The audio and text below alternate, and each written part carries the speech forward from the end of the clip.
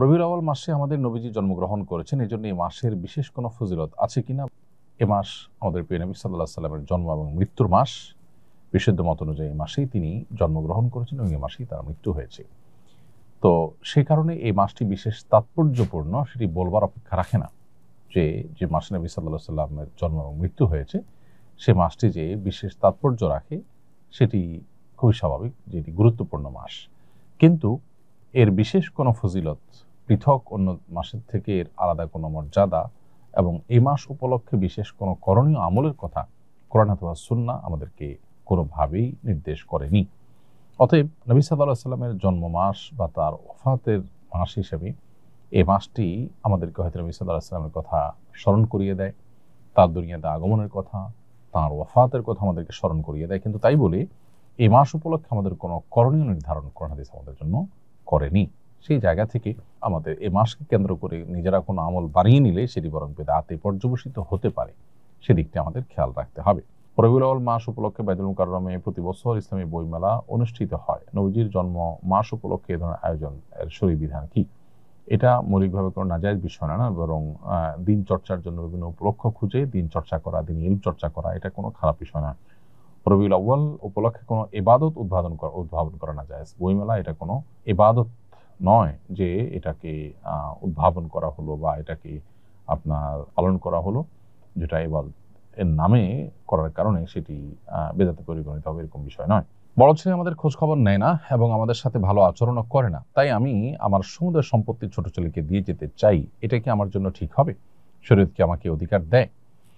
সন্তানদের মধ্যে যে সমতা বজায় রাখা সম্পদ দেওয়ার ক্ষেত্রে, এটা অনেক উলামা ইকরামের মতে ওয়াজিব। কারণ নবী করিম সাল্লাল্লাহু আলাইহি ওয়াসাল্লাম এক সাহাবী ক্ষেত্রে যখন হেরফের করেছেন তাকে কিন্তু তিনি ভর্ৎসনা করেছেন এবং তিনি নির্দেশ করেছেন আ'দিলু বাইনা আওলাদিকুম ইত্তাকুল্লাহ ওয়া'দিলু বাইনা আওলাদিকুম, তোমরা আল্লাহকে ভয় করো এবং তোমাদের সন্তানদেরকে কিছু দেওয়ার ক্ষেত্রে তোমরা সমতা বজায় রাখো এবং ইনসাফ করো। এর বিপরীতে ফুকাহায়ে আহনাফের মতে এটি উত্তম, তবে ওয়াজিব বা ফরজ নয়।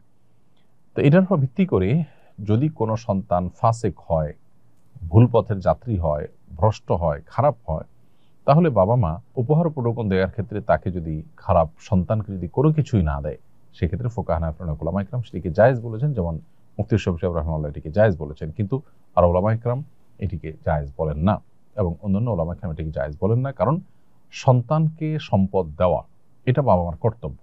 আল্লাহ তাআলা যে হিস্সা ঠিক করে দিয়েছেন সেটা আল্লাহর দেওয়া নির্ধারণ, আল্লাহ ঠিক করে দিয়েছেন। অতএব এটা ফরজিয়াতুম মিনাল আল্লাহ, আল্লাহ নির্ধারণ, এটাকে লঙ্ঘন করার কোনো সুযোগ বাবার নেই। বাবা যেটি করতে পারেন সেটি হলো সন্তানদের মধ্যে কেউ হয়তো একটু বেশি ভালো, তাকে একটু উপহার দেওয়ার ক্ষেত্রে শুধু ভালো হওয়ার কারণে উৎসাহ দেওয়ার জন্য পুরস্কার স্বরূপ একটু বাড়িয়ে দিলেন, এটা সর্বসম্মতিক্রমে জায়েজ। কিন্তু সম্পূর্ণভাবে বঞ্চিত করবার এখতিয়ার আসলে বাবার বা মায়ের থাকে না। কারণ আল্লাহ এখানে নির্ধারণ করে দিয়েছেন, আল্লাহ তাআলা সম্পত্তি থেকে মাহরুম করবার অপশন রেখেছেন যদি কাফের হয়ে যায়, সন্তান মোরতাদ হয়ে যায় সেই ক্ষেত্রে।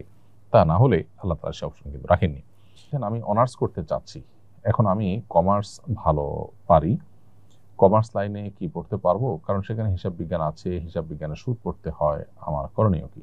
আমি এই পড়া শেষে কি হালাল চাকরি করতে পারবো? ভাই ইমরান, এই পড়া শেষে আপনি হালাল চাকরি করতে পারবেন, সেটা সন্দেহভাবে আপনার জন্য জায়েজ হবে। আর সুদের হিসাব কষা টসা এই বিষয়গুলো যদি আপনি এ উদ্দেশ্যে শেখেন যে আসলে কি পরিমাণ সুদের চর্চা আমাদের শিক্ষার নামে আমাদের পাঠ্যপুস্তকে, আমাদের শিক্ষা কারিকুলামে আছে, সে সম্পর্কে আপনি জানলেন এবং এটার প্রতি আপনার ঘৃণা তৈরি হলো এবং অন্যদেরকে সতর্ক সচেতন করতে পারলেন, তাহলে সেক্ষেত্রে আপনি পড়তে পারেন। যদি আপনার উদ্দেশ্য হয় যে এটা শিখে আপনি সুদী প্রতিষ্ঠানে চাকরি করবেন, তাহলে সেটা আপনার জন্য নাজায়েজ হবে এবং গুনাহের কাজ হবে। এহরাম অবস্থায় ইচ্ছাকৃতভাবে সুগন্ধি ব্যবহার করা নিষেধ, কিন্তু কাবা শরীফের দরজার চৌকাঠ বা গায়ে সুগন্ধি লেগে থাকে, কেউ যদি অবশেষে দোয়া করার জন্য সেটা ধরে এবং তার হাতে সামান্য সুগন্ধি লেগে যায়, তাহলে এতে কোনো গুনাহ বা উমরার ক্ষতি হবে কিনা? উত্তর হলো, সামান্য সুগন্ধি যদি লেগে যায় ইচ্ছার বাইরে তাহলে গুনাহ হবে না, তবে সাদকাতুল ফিতর পরিমাণ সাদাকা করে দিতে হবে ইচ্ছার বাইরে যদি লেগে যায়। তাহলে দোকান উদ্বোধনের সময় সমাজে প্রচলিত মিলাদ পড়া জায়েজ হবে কিনা? দোকান উদ্বোধনের সময় বিসমিল্লাহ বা আল্লাহর নাম নিয়ে আপনি শুরু করবেন, যে কোনো ভালো কাজ আল্লাহর নাম নিয়ে শুরু করলেই যথেষ্ট হয়ে যায়। এই ছাড়া আপনি দোকান উদ্বোধনের নামে যদি প্রচলিত মিলাদের আয়োজন করেন, তাহলে সেটা শরীয়ী দৃষ্টিকোণ থেকে কোনো জায়েজ কাজ হবে না, বরং বিদআতে পরিগণিত হবে। নবী করিম সাল্লাল্লাহু আলাইহি সাল্লাম বা সাহাবায়ে কেরাম কারোর মধ্যেই কিন্তু এরকম কোনো আমল পাওয়া যায় না যে তারা কোনো ঘরবাড়ি উদ্বোধন করার জন্য কোনো বিশেষ আমল করে তারপরে বিশেষ কোনো আনুষ্ঠানিকতা করে এ জাতীয় কোনো কিছু করে তারা উদ্বোধন করেছেন, এমনটি পাওয়া যায় না।